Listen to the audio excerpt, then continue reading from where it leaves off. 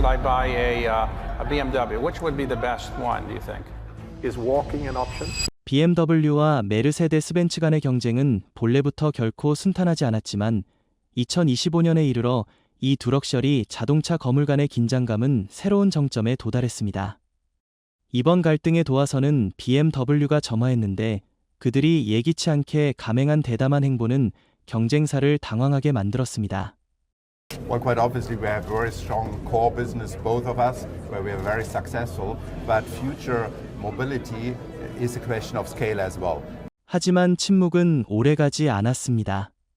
메르세데스 CEO 올라 켈레니우스가 럭셔리 자동차 업계의 두 거물 사이를 둘러싼 음산한 분위기를 뜻밖의 깼습니다.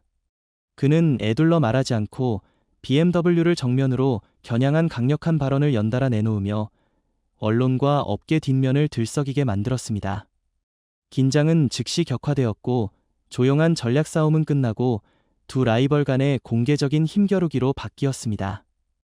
올라 켈레니우스는 단호한 발언에서 이렇게 말했습니다. It is true that the macro environment is difficult, and 2025 we take a cautious view on that, and there is a high level of competitive intensity. 이제 두 럭셔리 자동차 거물 간의 경쟁은 단순한 품격 과시를 넘어서고 있습니다. 이는 전 자동차 산업이 대대적인 재편성의 시대로 접어드는 가운데 오직 유연하고 대담한 자만이 살아남을 수 있는 권력 경쟁으로 변하고 있습니다. 오늘 영상에서는 바로 이 치열한 전장의 중심으로 들어가 과연 누가 진정한 패권을 줄 수 있을지를 함께 살펴보겠습니다. 시작하기 전에 채널을 구독해주세요. 작은 클릭 하나가 저희에게는 큰 힘이 되어 6,000명 구독자 달성에 한 걸음 더 가까워지고 이 콘텐츠를 더 많은 분들께 전할 수 있습니다. 자, 그럼 지금부터 본격적인 탐험을 시작해볼까요? 아주 오래전 바이럴 슬로건, 언론 메시지, 혹은 극적인 전기차 경주시대 이전부터 BMW와 메르세데스 벤츠 간의 대결은 독일의 두 자동차 거물의 핵심에 깊이 새겨져 있었다. 같은 조국의 땅에서 싹을 틔우고 20세기의 역사적 폭풍을 함께 헤쳐나가며 그들은 서로 상반된 두 극단으로 성장하여 럭셔리 자동차 세계를 정의했다. 칼 벤츠가 최초의 3륜 자동차를 위한 내연기관을 개발하기 위해 노력할 때 메르세데스 벤츠는 엄격하고 표준화된 선구자 정신으로 여정을 시작했다. 반면 항공산업에서 태어난 BMW는 보다 겸손한 출발점에서 시작했지만 독자적인 정체성을 구축하려는 열망과 결단력으로 불타올랐다. 한쪽은 고풍스러운 요새처럼 견고하고 귀족적인 기품을 뿜어냈고 다른 한쪽은 거리의 전사처럼 민첩하고 유연하며 감성으로 가득했다.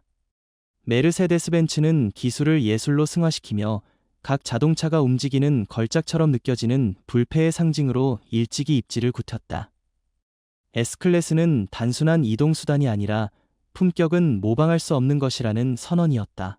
반면 BMW는 위험에서 벗어나 속도, 민첩성, 그리고 운전자와 하나 되는 운전 감각으로 정체성을 불태웠다.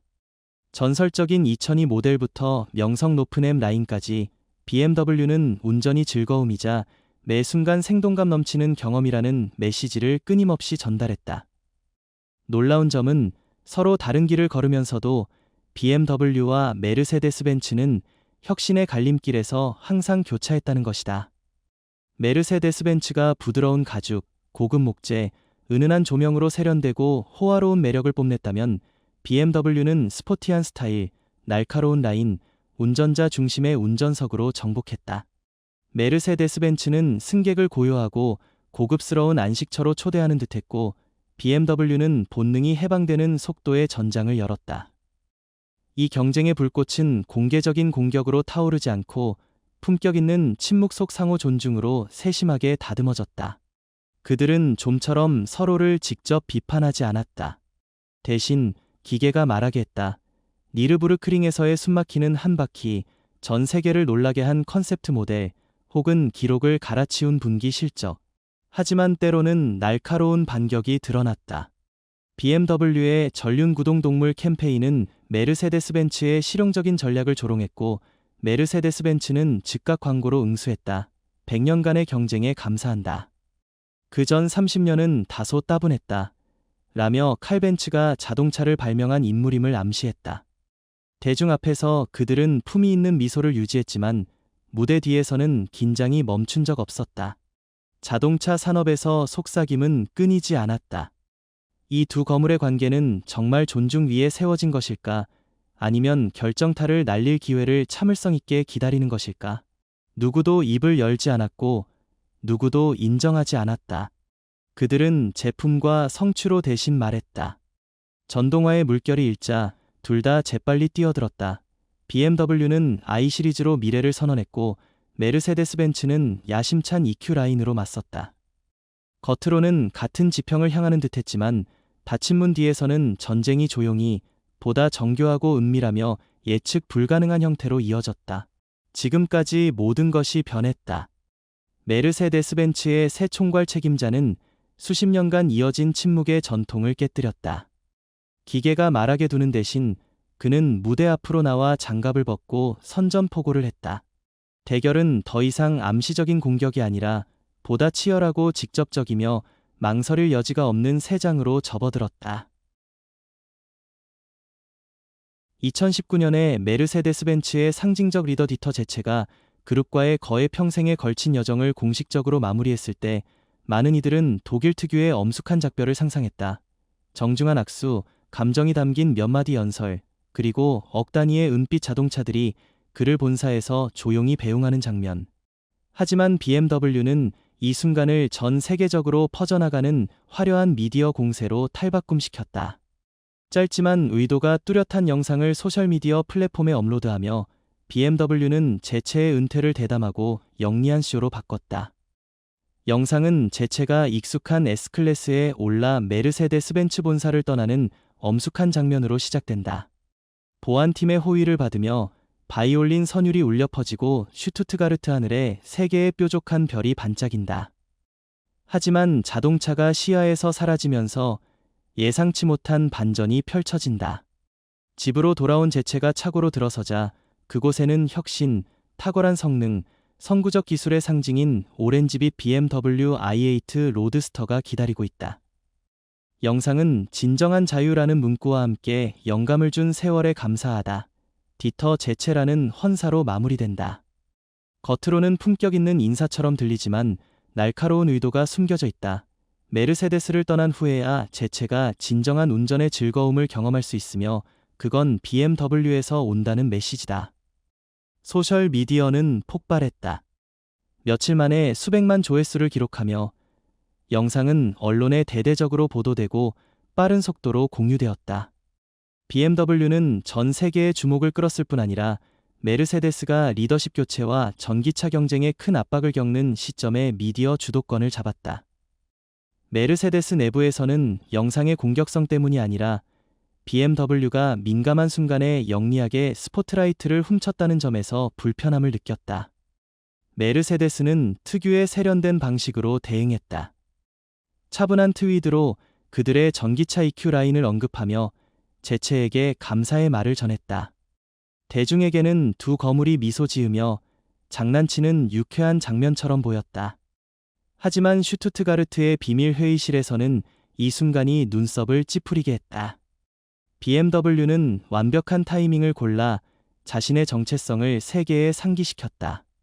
메르세데스가 전동화 초기 단계에서 EQ 라인의 전략을 고심하며 고전하는 동안 BMW는 운전의 정신을 선도하는 입지를 빠르게 굳히며 심지어 유쾌한 조롱으로 경쟁자를 초대하는 대담함을 보였다. 이 사건은 BMW의 날카롭고 유연한 미디어 이미지를 깊이 각인시켰고 두 브랜드의 핵심 차이를 부각했다. 메르세데스는 안정과 전통을, BMW는 한계를 과감히 도전하는 혁신의 화신을 대표한다. BMW가 디터 제체에게 가한 미디어 공격은 바이럴 농담을 훨씬 넘어섰다. 그것은 정교한 공격이었으며 전통적인 마케팅 전략으로는 예측할 수 없는 무대 장악이었다. 메르세데스는 오랜 리더를 위한 엄숙하고 의례적인 퇴임 행사를 준비했다. 하지만 모든 계획이 완전히 뒤바뀌었다. 감동적인 이미지나 내부적으로 의미 깊은 추모 영상 대신 소셜미디어 플랫폼에서 폭발적으로 퍼진 것은 영화 같은 품질의 비디오였다. 제체가 BMW i8 로드스터를 운전하며 짧지만 날카로운 메시지, 진정한 자유를 전했고 마지막은 BMW 로고가 화려하게 빛났다. 외부에서 슈투트가르트의 메르세데스 본사는 차분한 모습을 유지했다. 하지만 내부에서는 모두가 힘겹게 억제된 분위기임을 알았다. 타이밍은 최악이었다. BMW가 매력과 지능으로 모든 이목을 끌 때 메르세데스는 전기차 시대로의 전환에서 고군분투하고 있었다. 분기별 판매는 기대에 미치지 못하고 있었다. 신차 출시 일정은 지연되었다. 딜러들은 느린 대응 속도에 불만을 제기했고 고객들은 기술적 강점이 아닌 주행거리를 약점으로 언급하기 시작했다. 비공개 회의실에서는 무슨 일이 일어나고 있나? 라는 질문이 우리가 이야기의 주도권을 놓쳤나? 로 바뀌었다. 문제는 제품이 아니었다. 메르세데스는 여전히 뛰어난 자동차를 만들고 있었다. 하지만 그들이 보도자료를 작성하고 전시창에 QR코드를 붙이고 기술적 디테일을 세심히 다듬는 동안 BMW는 이야기를 짜내고 있었다. 새로운 모델은 단순히 소개되는 것이 아니라 음악이 살아 숨쉬고 라이브 스트리밍이 에너지로 넘치며 화려한 초연 같은 분위기로 연출되었다.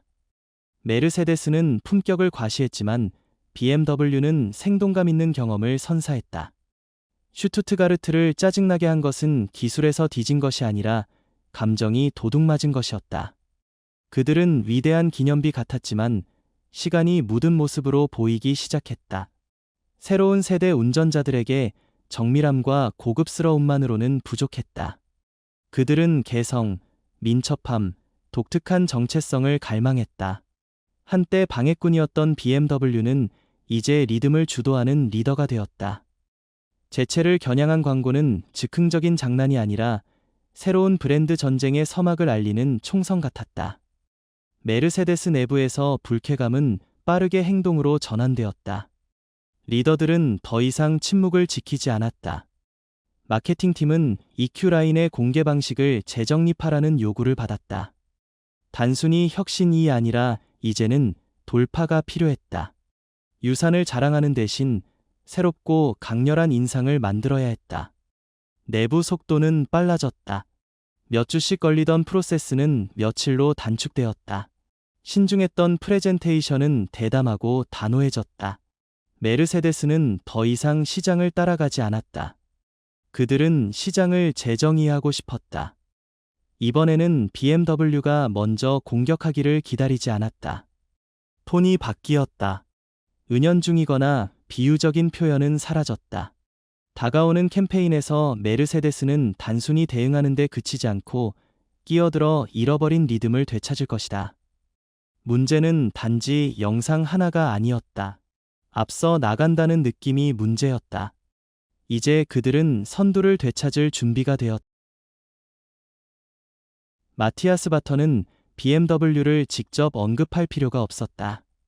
그의 의도는 너무나 명확했다. 오랜 시간 우아하고 절제된 모습을 유지한 후 메르세데스 벤츠 코리아의 리더는 마침내 화려한 외피를 벗고 단단하고 직설적인 모습을 드러냈다. 한국자동차 기자협회와의 드문 인터뷰에서 바터는 평범한 시장 보고를 내놓지 않았다. 대신 그는 첫 번째 총성을 울리며 메르세데스가 너무 오랫동안 이어진 마케팅 연극에서 점잖은 신사 역할에 지쳤다는 메시지를 보냈다. 우리는 여기서 가장 강력한 브랜드다. 바터는 선언하며 BMW의 단기 판매 실적을 무시했다. 이는 2023년 이후 처음으로 메르세데스가 한국 시장 선두를 잃은 상황이었다. 그는 이어 말했다. 우리의 비전은 고객 경험과 흥분의 감정을 선도하는 것이다. 그것이 모든 노력의 핵심이다. 외교적인 뉘앙스로 보이는 이 발언은 날카로운 의미를 담고 있었다. 메르세데스는 자극적인 헤드라인을 쫓거나 주목받기 위한 경쟁에 휘말리지 않을 것이다. 그들은 자신만의 전장과 싸움 방식을 선택할 것이다. 이러한 톤의 전환은 자동차 산업 관찰자들의 눈을 피하지 않았다. BMW가 조롱 섞인 광고에서부터 소셜미디어에서 폭발적인 캠페인까지 모든 채널에 힘을 쏟는 바로 그 순간 차분하고 성숙하다 여겨졌던 메르세데스가 마침내 입을 열었다. 요란하거나 과시적이지 않았지만 업계 전체가 귀 기울일 만큼 강렬했다. 바터가 강조한 것, 고성능 충전 네트워크, EQ 전략에 대한 확고함, 단기 유행에 휘둘리지 않는 자세는 독일 스타일의 반격이었다. 규율, 지속성, 본질에 집중하는 방식이었다. 그리고 그는 말뿐이 아니었다. 바터는 구체적인 증거를 내밀었다. 한국 전기차 시장이 주춤한 가운데 메르세데스 벤츠의 전기차 판매는 2023년에 80% 급증하며 9,000대를 돌파했다. 많은 브랜드가 망설이는 동안 메르세데스는 AC와 DC 충전소를 포함한 전국 충전 인프라를 과감히 확장했다. BMW가 이에 대한 구체적인 계획을 공개하지 않은 것과 대조되는 전략적 움직임이었다. 동시에 그는 곧 출시될 전동화 제품 라인을 공개했다. 업그레이드된 EQA와 EQB부터 초호화 마이바흐 EQS, 그리고 많은 기대를 모으는 G클래스 전기차까지. 각 모델은 전면적인 공격 계획의 일부였다. 숫자가 충분히 설득력이 없다고 느꼈다면 바터는 부드럽지만 날카로운 한 방을 더 날렸다. 그는 지난 2년 동안 매일 EQS를 운전했으며 다른 어떤 차로도 바꾸고 싶지 않다고 밝혔다. 개인적인 공유였지만 동시에 단호한 선언이었다. 이는 BMW의 IAT 예관으로 주목받았지만 전동화에 대한 확고한 약속에서는 아직 불안정하다는 점을 가볍게 비판하는 것이었다. 너무 신중하다는 꼬리표가 붙었던 브랜드에게 이 변화는 전환점을 의미했다. 극적이거나 과잉 반응하지 않고 의도적이었다. 메르세데스는 침묵을 약점으로 오해받게 두지 않았다. 바터는 판매 경쟁을 그리지 않았다. 그는 감정과 운전대 뒤에서의 진정한 경험을 위한 싸움을 그렸다. 화려한 무대의 빛이 아니라 그의 메시지는 분명했다. 메르세데스는 충분히 참아왔다. 그들은 면밀히 관찰했다. 이제 미디어의 환상을 걷어내고 진실을 마주할 시간이다. BMW는 주목을 끌기 위해 온갖 노력을 다할지 모르지만 메르세데스 눈에는 여전히 2등에 불과하다. 대담한 선언은 여론을 뒤흔들 수 있었지만 진짜 파도는 깊은 곳에서 조용히 일어났다. 모든 것은 미디어 무대의 조명 아래서 시작된 것이 아니라 메르세데스 벤츠 코리아 내부에서 비롯되었다. 마티아스 바터 최고 경영자가 특유의 절제를 버리고 BMW의 전술에 더 이상 관용을 베풀지 않겠다고 단언한 후 회사 내부의 분위기는 갑작스럽게 활기를 띠었다. 고위 경영진만 참석한 비공개 회의가 직후에 열렸다. 유출된 정보에 따르면 여기서 복도마다 퍼져나간 그 말이 처음 울려 퍼졌다. 플래시 조명도 없었다. 카메라 렌즈도 없었다. 언론의 존재도 없었다. 단지 단호한 목소리가 정적을 깨뜨렸다. 지금 BMW를 폭로하고 있다. 전투 구호처럼 들리는가? 아마도. 하지만 이는 신문 헤드라인을 장식하기 위해 만들어진 것이 아니었다. 그 진정성 때문에 더욱 날카로웠다. 그래서 불처럼 빠르게 퍼져나갔다. 그 순간부터 메르세데스는 방어에서 공격으로 전환하며 완전히 변모한 듯 보였다. 모든 시선이 BMW의 전기차 분야, 특히 주행거리에 대한 과장된 주장으로 쏠렸다. 메르세데스 엔지니어들은 이를 현실과 지나치게 동떨어진 것으로 여겼다. 공식적인 고발은 아직 발표되지 않았지만 메르세데스의 충전소 시스템에 대한 대규모 투자와 신차 출시 타이밍은 전면적인 대결 전략이 형성되고 있음을 드러냈다. 내부의 속삭임이 더 이상 숨겨지지 않자 미디어는 퍼즐 조각을 맞추기 시작했다. 침묵을 깬 최고 경영자, 시작된 반격 캠페인, 그리고 오랜 라이벌이 이제 조준선 안에 들어왔다. 메르세데스 벤츠의 공개적인 비판이 잦아들자 예상치 못한 일이 벌어졌다. BMW는 침묵을 선택했다. 보도자료도 없었다. 반박의 말도 없었다. 대응하려는 어떠한 신호도 없었다. 브랜드들이 본능적으로 날카로운 말과 화려한 행동으로 대응하는 세상에서 BMW의 침묵은 메아리처럼 울리는 공백과 같았다. 이로 인해 공개적인 대응보다 더 큰 파장이 일었다. 질문이 쏟아졌다. 이 침묵은 치밀하게 계산된 것인가? 아니면 BMW가 정말 수세에 몰린 것인가? 그들은 조용히 다음 수를 준비하고 있는가? 아니면 슈투트가르트의 직격탄에 당황한 것인가? 이러한 의문은 미디어와 투자자들 사이에서 열띤 논쟁의 중심이 되었다. 하지만 침묵의 이면에는 부인할 수 없는 사실이 드러났다. BMW는 단지 버티는 데 그치지 않고 멀리 나아가고 있었다. 2024년에 그들은 전 세계적으로 약 36만 8천 대의 전기차를 판매하며 메르세데스와 아우디의 총합을 훌쩍 넘어섰다. 이 숫자는 그 자체로 모든 것을 말해줬다. 메르세데스는 전기차 판매가 23% 감소해 18만 5천 대에 그쳤고 아우디도 16만 4천 대로 약간 하락했다. 반면 BMW는 인상적인 도약을 이뤘다. 이는 i3의 논란 속 출시 이후 세심하게 조정된 로드맵의 결과였다. 북미에서 아이폰은 4 시리즈 전체 판매의 거의 절반을 차지하며 전략적 전환의 성공을 증명했다. 하지만 그렇기 때문에 BMW의 침묵은 더욱 호기심을 불러일으켰다. 이처럼 뛰어난 성과를 낸 브랜드가 왜 대응하지 않는가? 미디어 전쟁에 휘말리기를 피하려는 것인가? 아니면 단순히 그럴 필요를 느끼지 않는 것인가? 침묵은 때로 전략이다. 때로 태도다. 하지만 때로는 모든 말보다 강력한 묵시적 선언이다. 우리는 말할 필요가 없다. 숫자가 대신 말한다. 하지만 모든 행동이 세밀히 분석되는 산업에서 대응의 부재는 깊은 질문을 던졌다. BMW는 정상의 위치에서 자신감을 다지고 있는가? 아니면 메르세데스가 일으킨 소용돌이에 휘말리지 않으려 애쓰는 것인가? 전기차 경쟁이 새로운 정점에 도달하면서 모든 시선은 두 아이콘, BMW i7과 메르세데스 벤츠 EQS에 집중되었다. 이는 단순히 판매나 명성의 싸움이 아니었다.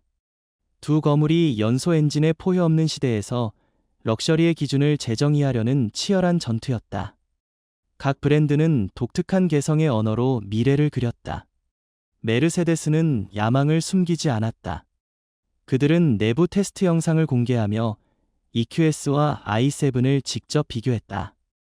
이는 기술적으로 날카로운 동시에 BMW를 겨냥한 심리적 일격이었다. 주행거리에서 메르세데스 EQS 450 플러스는 뛰어났다. 공식 EPA 수치는 약 563km였지만 실제 테스트에서는 679km까지 도달해 전문가와 사용자들을 놀라게 했다. 반면 BMW i7 x드라이브 60은 511km를 기록했고 실제 조건에서는 496km로 줄었다. BMW는 더 효율적인 e드라이브 50에 기대를 걸고 있지만 현재 EQS는 장거리 경쟁에서 왕좌를 지켰다. 하지만 BMW도 만만치 않았다. 그들은 기술이 사람의 마음을 움직이는 감성에 집중했다. i7은 뛰어난 방음, 부드럽게 조정된 셋이, 그리고 진정한 전기 리무진에 걸맞은 넓은 뒷좌석으로 각인되었다. 자동차 애호가들에게 이는 전통의 숨결을 품은 새 시대를 위해 재탄생한 순수 BMW였다. 파워 면에서는 EQS가 양보하지 않았다. AMG 버전은 649마력을 자랑하며 0에서 시속 96km까지 3.4초 만에 도달했다. BMW는 곧 출시될 i7 M70으로 즉각 반격하며 650마력과 3.5초의 가속 시간을 약속했다. 둘은 마치 링 위의 두 파이터 같았다. 각 일격은 강력했지만 아직 누구도 상대를 쓰러뜨리지 못했다.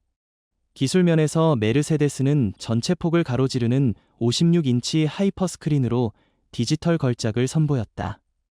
이는 운전석을 미래의 우주선으로 만들었다. 반면 BMW는 다른 길을 택했다. 세련되고 사용하기 쉬운 iDrive 8 시스템과 뒷좌석의 31인치 디스플레이는 캐빈을 이동 영화관으로 변모시켰다. 이는 운전자가 아닌 뒷좌석의 권력자를 위한 것이었다. EQS는 주행거리에서 우위를 점했지만 i7은 운전 성능, 정교한 인테리어, 개인화된 기술이 어우러진 더 포괄적인 경험을 제공했다. 승자는 누구인가? 그 질문은 여전히 열려 있다. 하지만 분명한 것은 i7과 EQS의 대결이 두 철학, 두 브랜드의 영혼, 그리고 전기 럭셔리 자동차의 미래가 매일 새롭게 정의되는 장소라는 점이다. 독일 럭셔리 자동차 브랜드 간의 경쟁은 극적인 새 국면에 접어들고 있다. 올라 칼레니우스 최고 경영자의 리더십 아래 메르세데스 벤츠는 과거의 중립적 이미지를 버리고 전례 없이 공개적이고 강력한 공격 자세로 전환했다. 주요 모델 출시 무대로 상하이를 선택한 것은 전략적 행보로, 특히 중국 시장이 경쟁의 중심이 되고 있는 상황에서 글로벌 야망을 명확히 보여줬다. 여기서 메르세데스는 EQS를 BMW i7과 직접 비교하며 오랜 라이벌에게 명확한 메시지를 보냈다. 하지만 메르세데스의 야망은 제품에 그치지 않았다. 정책 전선에서 그들은 유럽연합의 중국산 전기차에 대한 관세 조정을 촉구하며 보호주의가 아닌 공정한 경쟁의 장을 만들 것을 요구했다. 이는 방어적 움직임이 아니라 자신감의 표현이었다. 투명한 경쟁에서 메르세데스는 특히 BMW를 상대로 선두를 차지할 것이라 믿는다. 그러나 도전은 결코 작지 않다.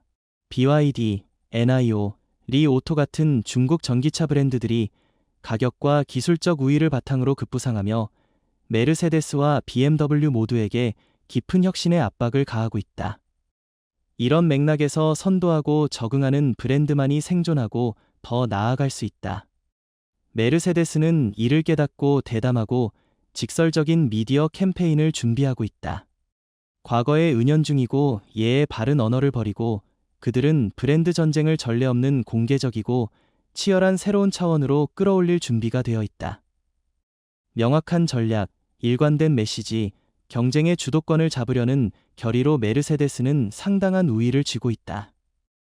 점점 더 치열해지는 독일 럭셔리 전쟁에서 선두는 변화를 두려워하지 않는 자의 몫이 될 것이다.